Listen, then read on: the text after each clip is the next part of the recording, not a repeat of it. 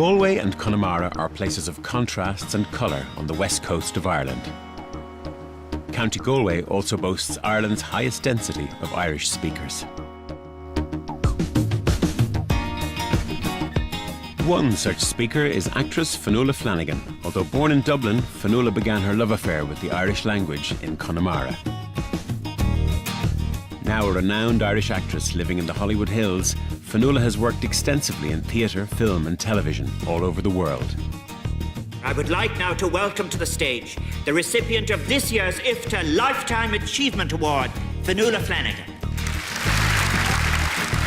She has graced our screens as one of the most successful Irish actresses to make it in Hollywood while continuing to work in Europe. Sure. Yeah. What about amyl nitrate? What? With a career spanning almost 50 years in front of the camera, Fionnuala spends most of her time now at her home in LA, near the heart of the American film industry.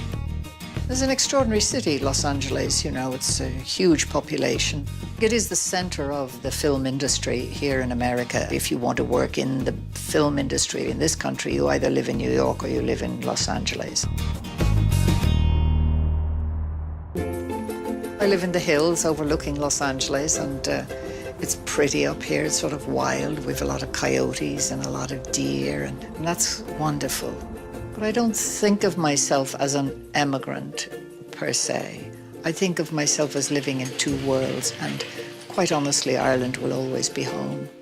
I think my view of Ireland is sort of deep within me. I don't have to view it through the lens of Hollywood, but it is within me, and I carry it with me. I would hate the thought of not ever seeing Ireland again. That would be awful. I couldn't even imagine that. I couldn't imagine that for an instant.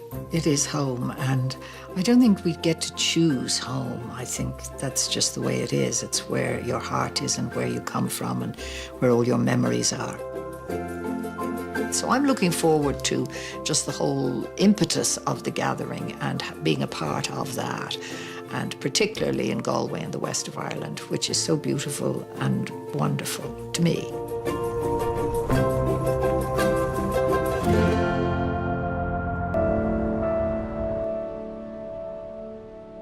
Fionnuala wants to find out more about the history of emigration from Galway. The west of Ireland was one of the areas hardest hit by the Great Famine of 1845. She's visiting an old village near Roundstone in Connemara, which suffered as a direct consequence of the famine. Over the decades, it began to lose its population, many through emigration, with its inhabitants leaving for the US and beyond. The derelict houses in Allanacally remain largely untouched today. In the old village, Fionnuala meets Rory O'Shaughnessy, a volunteer working with Ireland Reaching Out, a project designed to help people of Irish descent trace their roots. In the 1911 census, there was 12 families living here, in these 12 little houses all around here. I think there was 59 people in those houses. Their livelihood was very hard and harsh, and they emigrated, family after family. They knew from a very young age that the boat awaited them. It wasn't an option. In time, the whole houses were ripped of one child after the other until there was nobody here, until the parents died out. This is a deserted village now, there's nobody here, but there's not one village in Ireland that hasn't been touched by emigration. Absolutely. You are working for Ireland Reaching Out. Will you tell us what Ireland Reaching Out does? We're hoping to reconnect 71 million of the Irish diaspora worldwide with the parishes and villages they actually came from, all across Ireland, not just here on the west coast. You're reconnecting them right back to where their descendants came from. And it's probably something we owe them, you know. We also want to learn a bit about them and their story, about their people when they went to America and the hardships they faced on the other side. We've never really followed the story across the water, and maybe that's something as a nation we need to do. I think that there is still a great hesitancy in the Irish makeup about expressing feelings, and that's why they're all in the plays and in the poems and in the songs, but they're not in our everyday life. You know, people shrug and walk away and say, sure, you know, shuffle a lot. You know, there's an awful lot of foot shuffling goes on in expressing ourselves. But you know, I really believe that if you don't know what you feel, you don't know who you are. It would be really nice to be able to say, I miss you, I love you, come home.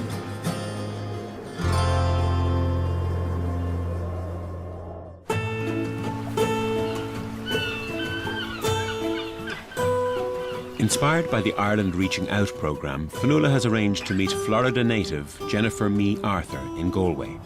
Her grandfather left Ireland in 1927 at the age of 19 to seek a better life in the US. This is the first time Jennifer has set foot in Ireland. She has never met her Irish relatives and wants to surprise them with a visit. Well, I've just set foot in Ireland for the first time, and I have butterflies in my stomach. It's so exciting to be here to plan for a family reunion in July of 2013 for the gathering here in Galway City. So, first of all, Jennifer, welcome to Ireland and welcome to Galway. This, I think, could be a great adventure for you because you have a quest. My maiden name is Jennifer Mee, M-E-E, so I'm investigating my Mee ancestors. This is my great-grandfather, Dan Mee, and his wife, Bridget Mee. One of the things which was amazing to me, and I sort of hate to admit this, but I'm going to, is that I found myself in meeting her, having to put aside all my judgment about Americans coming back here to meet their family members. And then I looked into her face and I watched her as she was pointing out who the relatives were in the photographs that she showed me.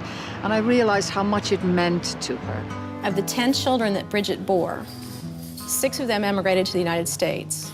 My grandfather, Jeremiah, he was the last to emigrate to the United States. This is the only photograph that I've ever seen of my grandfather, and I treasure it. I found it in a shoebox that was among my grandmother's possessions after she died. Wow, he's a handsome son of a gun, isn't he? He sure is. Very confident looking, businessman, picture of Irish success in the new world. Bridget died in 1911, and what has happened to those 10 children is something that I want to explore. Jennifer is going to meet her cousin, Danny Garrity, who still lives near her ancestral home in County Galway. I'm closing a circle here by meeting Danny and by coming back to the place where my grandfather was born and grew up and where he left to go to the United States. All right, if you're good, we'll take you to meet Danny. I promise. If you're not good, we'll just give you more tea. I'll do my best. There's an enormous quest for her coming back and about to meet her cousin, Danny. Of course, he doesn't know that he's going to meet her, which is very exciting. So I'm looking forward to watching that and introducing the two of them one to the other and see what happens. I'm sure it's going to be wonderful.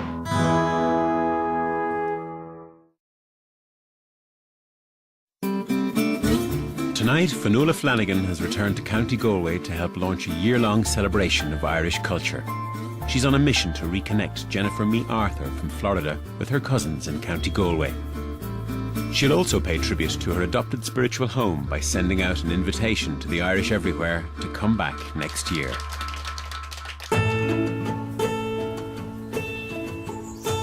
Fionnuala travels to Williamstown in County Galway to meet Jennifer Mearthur's second cousin, Danny Garrity.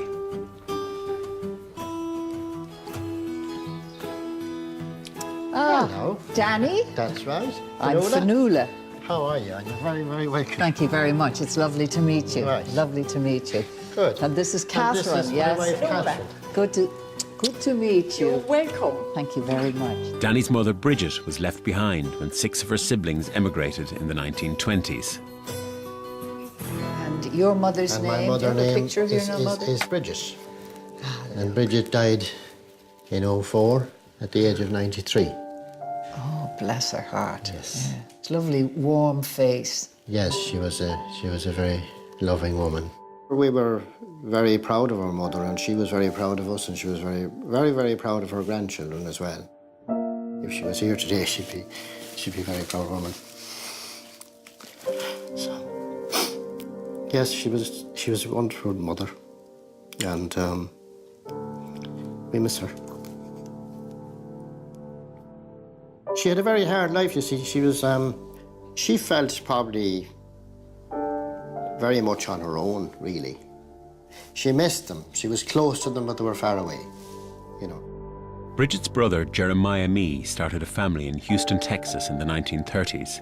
It is his granddaughter, Jennifer Mearthur, who is home to surprise Danny and plan a family gathering for next year.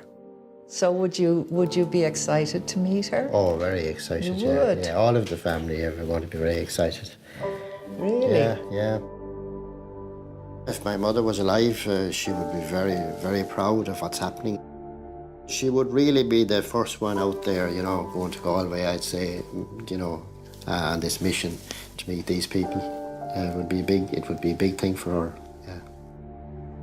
It was lovely to meet Danny, and he clearly loved talking about the people who are far away and welcomes the idea of a gathering. And in fact, Jennifer, his cousin in Florida, is planning this gathering for next year, and of course he's never met her. Well, how would you feel if she were to knock on the door today? Would you welcome her in, Jennifer? With open arms. You would. Yeah, why wouldn't I, yeah. It's lovely. So it'd be very nice to see that happen, I must say.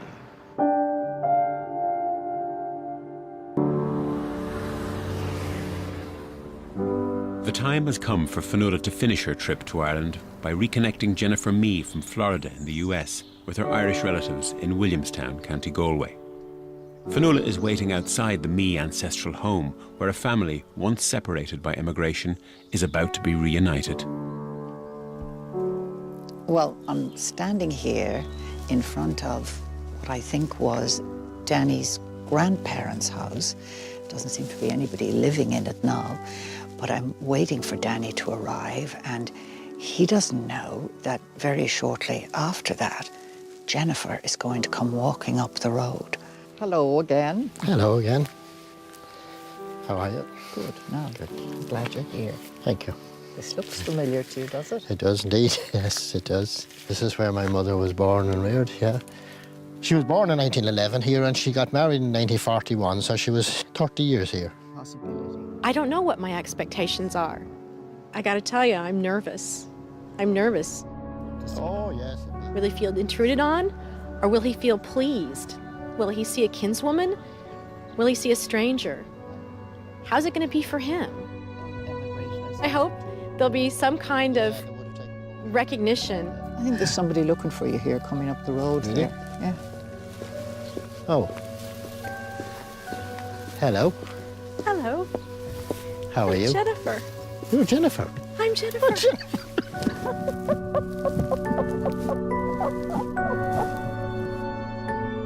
Wonderful. Okay, isn't it?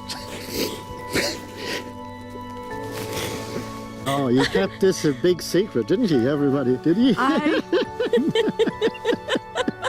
This is one of the best days of my life. It's the best day of my life, too. I could see something in her eyes and her face anyway that resembled my mother, actually. Really? Yeah, there is a resemblance somewhere, and it's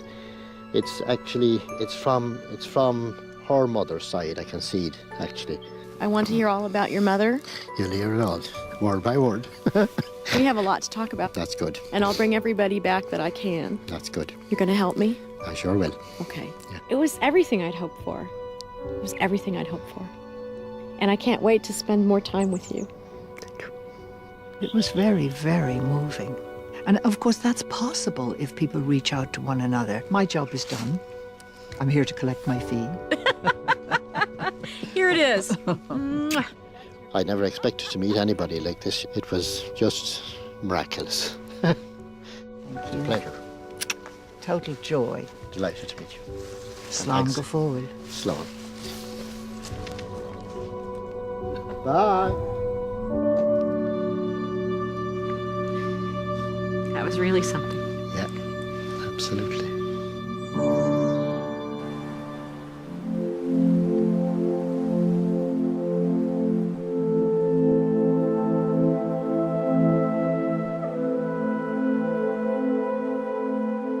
Home is about people.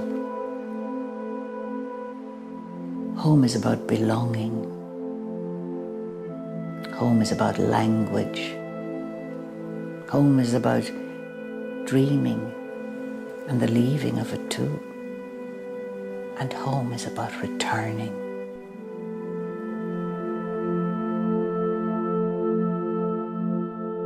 The emigrant Irish, like oil lamps, we put them out the back of our houses, of our minds. We had lights better than, newer than. And then a time came this time, now, we need them. Their dread, makeshift example, they would have thrived on our necessities. What they survived, we could not even live. By their lights now, it is time to imagine how they stood there, what they stood with. Cardboard, iron, their hardships parcelled in them. Patience, fortitude, long suffering in the bruise-coloured dusk of the new world. All the old songs and nothing to lose.